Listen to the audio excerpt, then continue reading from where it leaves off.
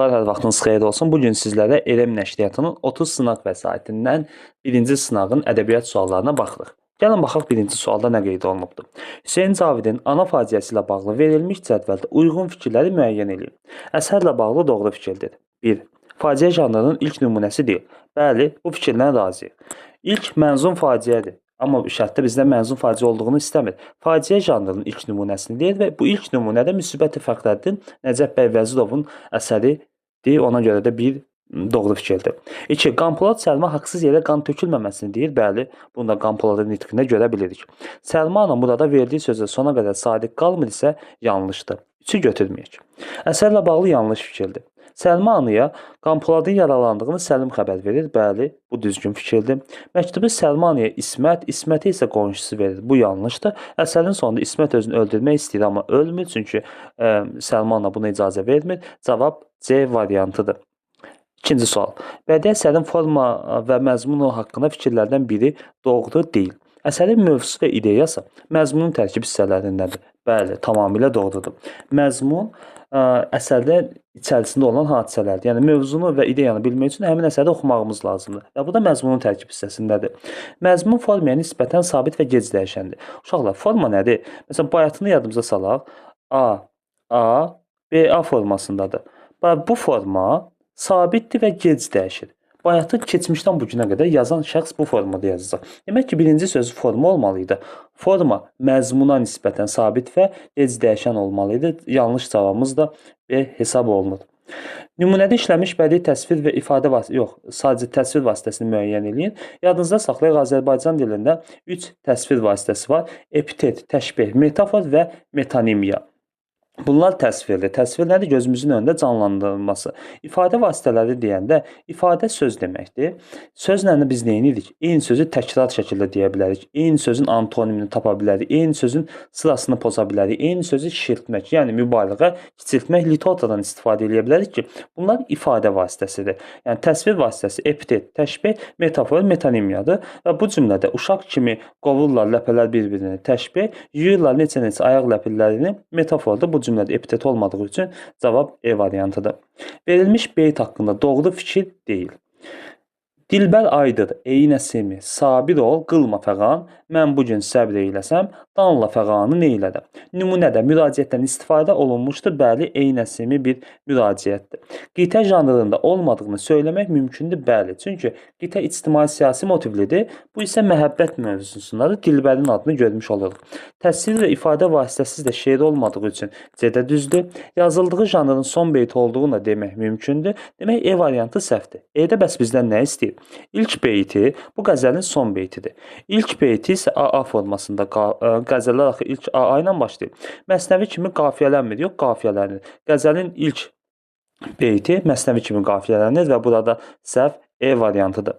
35-də nə qeyd olunubdur? Səməd Vurğunun Vaqif dramındakı Qacar obrazı haqqında yanlış fikri müəyyən edin. Özü ilə Koroğlunun belə vuruşmağa layiq olmadığını bildirir. Elə bax bu yanlış fikirdir. Çünki Qacar mənlə vuruşmağa Koroğlu gərək sözünü deyir və bu fikir yanlış olduğunun bariz nümunəsidir. Digərləri isə doğru fikir idi. 36-da nə yazılıbdır? Nəcəf bəy Vəzirovun Müsbət Fəxrəddin əsərində Fəxrəddin surəti haqqında doğru fikir sayıla bilməz. Burada böyük arzularla yaşayan maarifçi obrazdır. Bəli, amma ilk maarifçi obrazımız deyil, biləsiniz. Qan davasını bitirmək üçün Rüstəm bəylə danışıq aparmır. Yəni Rüstəm bəyin evinə gedə bilmir. Bu yanlışdır. Bütün hadisələrin səbəbini nadanlıqda, vəhşilikdə görür. Bu da düzdür. Fəxrəddinin Cahangirlə heç bir ədavəti yox idi. Əsərdə yeniliyi təmsil edən yalnız Fəxrəddin deyil, Saadəti də biz görə bilərdik.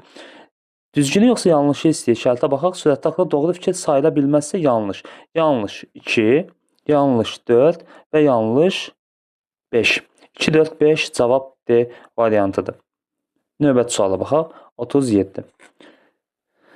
Eyler-Venn diaqramının əsasında doğru fikri müəyyən edin. Uşaqlar, bu sual biraz yanlış sualdır, problemli sualdır. Ona görə problemlidir ki, 4-ü biz həm burada görürük, həm burada görürük. Buna görə də burada biz konkret bir söz deməyimiz düzgün çıxmaz. Amma baxaq yenə suala. Euler Venn diaqramına əsasən doğru fikri müəyyən edin. Məsləhət alan obrazdır. Əhməd də məsləhət alır, Basat da məsləhət alır. Bax, biz biri ortaq götürməliyik. Bu bir olan fikir yanlışdır. Yalnız ağıl gücü ilə hərəkət edir. Bəli, Basat qolunun gücünə də güvənir, amma Əhməd sırf uşaq olduğu üçün ağılın gücü ilə hərəkət edir. İştirak etdikləri əsərlərdə çoban obrazına rast gəlinir. Bəli, hər ikisində də çoban var. O birisində Aruz qocanın çobanıdır. Burada isə həm kəndin çobanı, həm də şəhərin çobanını görmüş oluruq. Bu üç də düzdür. Qadın obrazına kömək edən obraz var. Basat da qadına kömək eləyir, Əhməd də qadına kömək eləyir. Fəqət burada diqqətli olun. Əgər bu ortaq yazılıbsa, 2, 3, 4 düzgün cavabdır. Yox, ortaqda deyil. Sırf Basat üçün yazılıbsa, bu yanlışdır, cavab A variantı çıxacaq. Yəni bu sualın 2 variantı var. A ilə E. Baxaq, şərt haradırsa, yəni testlərdə hara düşərsə, bilin ki, bax bu 4-cü fikir ortaq fikirdir. Yəni burada hər ikisi doğrudur. Yox, əgər burada yazılmayıb, Basat haqqında yazılsa, bu fikir yanlış olardı. Qalibiyyətinə inamsızlıq var. Xeyr, belə bir şey də yoxdur. Ona görə də cavab ya A-dır, ya da E-dir. Hansını yazmısınızsa, düz yazmış hesab olunur. Keçək 38-ci cümlədə. Suala. Cümləni hansı fikirlə tamamlasaq doğru olar? Bir atın itməyi qolundan fərqli olaraq Koroğlu qolunda Koroğlu özünü aşıq kimi təqdim edir. Bir atın itməyi qolunda Koroğlu özünü ilxıçı kimi, Durnatel qolunda isə özünü aşıq kimi təqdim edir. Bəli, elə A variantı bizim doğru cavabımızdır. Digərləri isə tamamlamaq olmaz. Bax, Koroğlu əsir düşmüşdür. Durnatel-ində biz Koroğlunun əsir düşdüyünü görmürük. Həmçinin bir atın itməyində də Koroğlunun əsir düşdüyünü görmürük. Bu heç bir aidiyyəti yoxdur. Dəlilər Koroğlunu burada məzəmmət etmirlər heç birində. Çənli belə xəbər çatdıran obrazlar iştirak edir. Bu hər ikisində də var. Mətlik və namətlik üz-üzə gəlir, mətlik qələbə qazanır. Bu da hər ikisində var. Yəni cavabımız A variantıdır. Diqqətli olun. 39-cu sual. Hansı fikir Euler Venn diaqramında sual işarəsinin yerinə yazıla bilməz?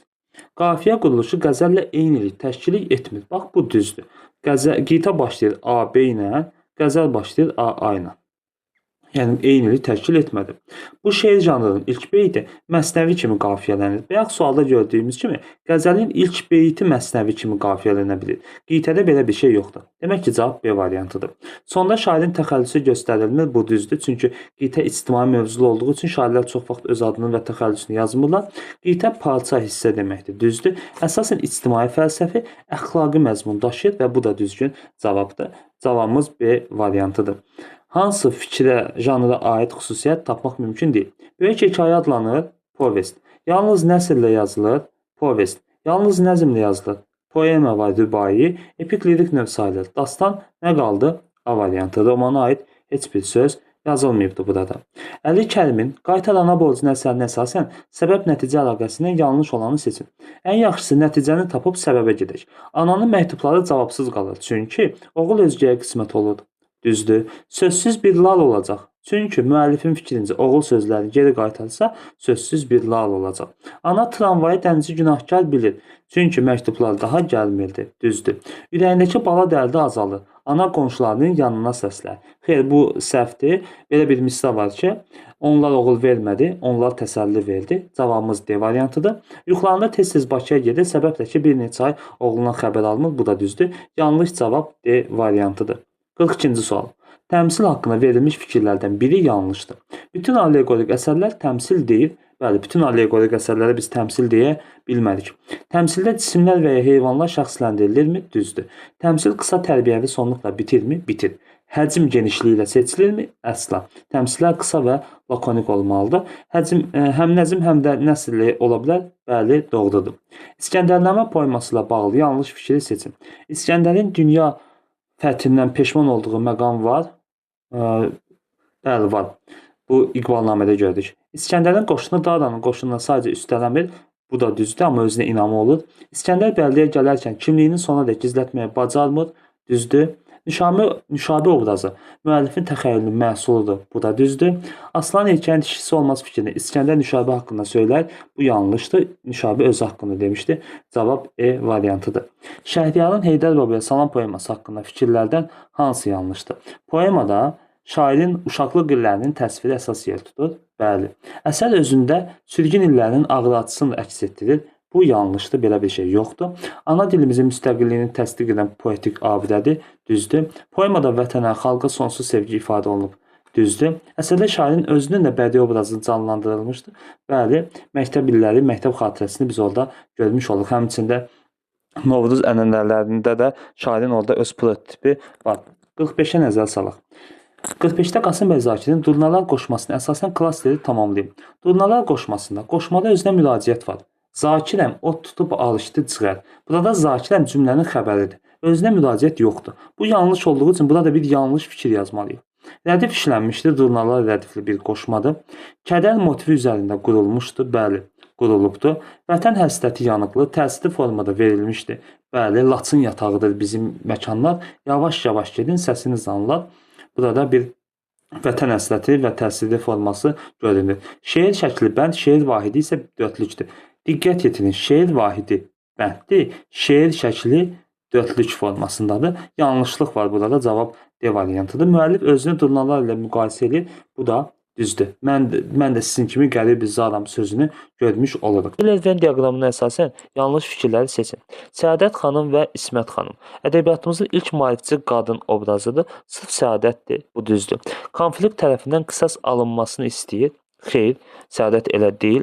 Yer aldıqları əsərlər ədəbiyyatımızda ilk ilə yadda qalır. Biri Mənzum faciənin ilkidir, digəri isə faciənin ilkidir. Bu düzdür. Nişanlısına sədaqətlidir və ona edilən təklifi rədd edir. Səadət xanım nişanlı deyildi. Bu səhvdir. Əsərin sonunda özünə qəsd etmək istəyir. Düzdür. Müəllifin maarifçi görüşlərini təbliğ edir. Səhvdir. Cavab 1, 3, 5 C variantıdır. 47. Verilmiş obrazlarla bağlı cədvəldə düzgün uyğunluqları müəyyən edin. Koroğlu. Hecsindən 3 gün 3 gecə ağzı üstə yatır. Bu hər iki obraz üçün keçərlidir və səhvdir. Bəzi situasiyalarda özünü fərqli şəxs kimi təqdim edir. Düzdür. Etdiyi hərəkətə görə yaxınların ona qarşı münasibəti pislənilir. Hər ikisi üçün keçərlidir. Koroğlu atı verdiyi üçün, Candar ağa da xanım gətirdiyi üçün. Mərd, igid, güclü xarakterli bir şəxsiyyətdir. Bu da hər ikisi üçün keçərlidir. Hakim təbəqələrə itaat etmir, tabi olmur. Düzdür. Xaraktercə mürəkkəb və ziddətlidir. Bu da Cahangir ağadır. 2-5 cavab C variantıdır. Növbəti suala baxaq. Dərzi şagirdi Əhməd də əsasən sinqfiyə tamamlayın. Sinqfiyədə ikinci xana həmişə sifət olur və bu da baxanda 2 dənə sifəti B variantında görmüş oluruq. Fəsməl Xətainin Dəhnamə əsəri haqqında yanlış fikirləri seçməyimizi bizdən tələb edir. Aşıq hər zaman eşqə yüksək dəyər vermirdi. Əvvəllər sevənləri əbləh adlandırıb. Bir yanlışdır. Səba özünə məşuqəyə Məsih dəmsaz kimi təqdim etmir. Burada bağbandan söhbət gedir. 2 də yanlışdır. Cavab çox güman 1-2-dir. Birinci məktubun məzmununu Pəriyə Bağban danışır, düzdür. Şəhərlərdən olur gədəyə ənam yazan aşıq özünü gəda adlandırır, düzdür. Dəhnamə ilə düz atlı itməyə qolunda baş verən hadisələr eyni fəsildə, bahar fəslinə düzdür. 49-da cavab B variantıdır. 50. İsmail Şıxlının Dəli Kür əsəri ilə bağlı düzgün fikirləri müəyyən edin. Allah yar mələyin qaçırıldığını eşidən kimi özünü Göytəpəyə çatdırır, səhvdir. Mələyin qaçırıldığını eşidən kimi özünü Göytəpəyə çatdırmır. Plan fikirləşir ki, nə edə bilər? Tapdıq əlindəki qana bulaşmış yun başlığı göstərir, əsərin sonluğuna yaxındır. Şamxalın əlindəki xəncərin tiyəsi 2-yə bölünüb ortaya düşür, bu əsərin əvvəlindədir. Mələkədə Aleksey Osipoviç Candar ağayan görən kimi tanıması, yox, belə bir şey yoxdur. Mələkədə Aleksey Osipoviç Candar ağanı tanımır. Candar ağa mələyin qaçırmaqla səhv etdiyini qəlbinin dərinliklərində anlayırdı, bu da düzdür. Ardıcıllıqla getsə birinci 3, 5 və 2 formasında eləyəcək. Cavab A variantıdır. Burada vacib deyil ki, hamısını düzgün seçək. 51. Əhməd Cavadın Səsli qız əsəri haqqında yanlış fikri müəyyən edin. Əsər vahidi süjet xəttinə malik poemadır, düzdür. Məğlub şahın ölkəsi uzun müddət mühasirəyə qalır, 6 ay, düzdür. Hər iki şah xalqı düşünmür, biganədir, düzdür. Məğlub şahın yaltaq nümayəndələri Saranı qalib şahı təqdim edir, düzdür. Arqun Saranı can verərkən şəhid olur, səhvdir. Sadəcə bilirik ki, Arqun oxla yaralanıbdır və şəhid olubdur. Məhəmməd Hüseyn Şəhriyarın Türkün dili qəzəli ilə bağlı yanlış fikir istəyirdi bizdən. Dilə qoyulan qadağalar əks olunmuşdur, var. Şeirdə təkcə ana dili məsələsi qaldırılmayıb, düzdür. Ərbabların qanunlarından da söhbət gedir, ictimai məsələyə də toxunulub. Xalq folklor nümunəsinə rast gəlinir, məsəl düzdür. Əsərdə problem kimi qaldırılan məsələlər olsa da, bədii həlli verilməyibdir, səhvdir. Misal üçün, şair ola bilməzsin, ananın doğması şair. problem və problemin həlli yolu da qeyd olunubdur. Özünə müraciət olmasa da təxəllüsü qeyd olunub, bəli, cavab D variantıdır. İndi isə açıq suallara baxaq. Eyler-Venn diaqramına əsasən uyğun fikirləri müəyyən edin. Azad və Gələcək gün əsəri əsasında. Obrazların birini onun xarakteri ilə bağlı ləqəb verilmişdir. Sükutidir, düzdür, gələcək gündə belə bir şey yoxdur. Hər ikisi Cənubi Azərbaycan mövzusunda olduğu üçün 2-ni ortaq götürməliyik. Bu səhvdir. Əsərdə bütün hadisələr eyni məkanda baş vermir, düzdür. Təbrizə gedirlər və Tehrana gedirlər, gələcək gündə də eynidir. Yəni 3 ortaqdır. Əsərin əsas qəhrəmanları Səttarxanın layiqli davamçılarıdır. Biz bunu deyə bilmərik gələcək gün romanında. Əsərə görə ədalətsizliyin, haqsızlığın hökm sürdüyü cəmiyyətdə həqiqi zəhmət adamların əməyi layiqincə qiymətləndirilə bilmir. Bunu da biz gələcək gün üçün deyə bilərik, amma Azadda belə bir şey yoxdur. Əsərdə Cənubi Azərbaycanda uşaqların vəziyyəti ilə bağlı problemlərə yer verilmişdir. Bəli, bu uşaqların təhsil almaması məsələsi var. Cavab 1, 3, 6 olacaq. 54-cü suala baxaq. Seyid Əzim Şirvaninin Qafqaz müsəlmanlarına xitab əsəri haqqında doğru fikirləri müəyyən edib. Əruz vəzinin Həzrəc bəhrində deyil, Xəfif bəhrindədir. Maarifçidirmi? Düzdür. Satirik məzmun yoxdur. Şair həyatda müşahidə edilən nöqsanların, eyiblərin səbəbini elmsizlikdə görür. Düzdür. Əsərdə digər millətlərlə bizim millət müqayisə olunur və digər millətlər tərəqqidə olduğu göstərilir. Cavab 2, 4, 5-dir. Növbəti suala baxaq. Cədvələ əsasən Hüseyn Cavidin İblis əsəri üçün uyğunsuzluğu müəyyən edin. Müəllif əsərdə insanları ölüm, fəlakət gətirən müharibələr törətdiyi faciələri əks etdirmişdir. Bu uyğunsuzluqdur, çünki yanlış yox, burada doğru olmalıdır. Müharibə olmasa da müharibələrin törətdiyi faciələr öz əksini tapır. Orada yaralı zabiti misal göstərə bilərik. Biri götürək uyğunsuzluq kimi. Haqq ədalət axtarışına arif kamil bir insana çevrilir, yox çevrilmir. Bu da uyğunsuzdur. Bunu da götürək. Əsərdə real müharibə səhnələri vardır, yanlışdır. Bundan işimiz yoxdur. Arif Rənanın atasının qatilini görmüşdü. Bu da yanlışdır, görməmişdi. Sadəcə eşidir ki, orada atasının qatili kimdir? Cavab 1, 2, 4-dür. Müharibələrin əsas səbəbi iblisə uymaqda deyil, insanların öz nəfsinin qurbanı olmağına görülür. Bu doğrudur. Cavab 1, 2, 4 olacaq. Uyğunsuz versiyalar. 56. Qoca və dəniz obrazında qoca, Talvar əsərində isə Əl-Abbas obrazı 2 yaşlı kişinin xarakter xüsusiyyətlərinə nəzər salır. Yalnız birinə aiddir. Yaşının çoxluğuna baxmayaraq peşəsinə olan bağlılığı azalmayıbdır. Bu hər ikisi üçün ortaq xüsusiyyətdir. Başına gələn uyğunsuzluqlar onun həyat eşqini azalda bilmir. Başına gələn uğursuzluqlar onun həyat eşqini azalda bilmir. Burada qoca və dənizdəki qoca üçün nəzərdə tutula bilər. Sadə adam olub ömrünü zəhmətlə keçirir. Hər ikisi üçün ortaq xüsusiyyətdir. Onun tez-tez istifadə etdiyi insan övladının məğlub olmaq üçün dünyaya gəlməyi, bunu qoca və dənizdə Santiago deyil. Heç birinə aid deyil. Əsas obraz atasının peşəsini davam etdirməmiş, özünə başqa peşə seçmişdir. Yox, bu Əl-Abbas üçün keçərlidir. Əsərin baş qəhrəmanı öz mövqeyindən narazıdır. Xeyr, belə bir şey yoxdur. 2, 3 və 6 düzgün cavabımız olur. 57. Uyğunluğu müəyyən edin. Yazıçı tərəfindən dərk edilən, dövr üçün səciyyəvi olan hadisə onun mövzusudur. Süjet xətti ilə bilavasitə əlaqəsi olmayan, hadisələrin inkişafına ciddi təsir göstərməyən proloqdur. Əsərin janr xüsusiyyətləri onun məzmunu və formasıdır. B ilə F-dir. 1C, 2A, 3 də B, F formasında olur. Növbəti sual. Situasiya sualıdır. Neylərəm qəzəlini biz görürük Nəsiminin. Nəsiminin forma xüsusiyyəti kimi nə yaza bilərik? Buranın şeir vahidi, beyit, şeir şəkli ikilikdir. Əruz vəzindədir, rədf əsasında yazılıbdır, təxəllüsü işlənir və s. Məzmununda nə yaza bilərik? Yaza bilərik ki, məhəbbət mövzusundadır. Bir qəhrəman özünü səbirli olmağa çağırır və s. Neylərəm və söz qəzəli. Neylərəm göründüyü kimi məhəbbət mövzusundadır. Söz isə ictimai mövzudadır. Ancaq hər ikisinin oxşar cəhəti qəzəl və əruz vəznində yazılmışdır.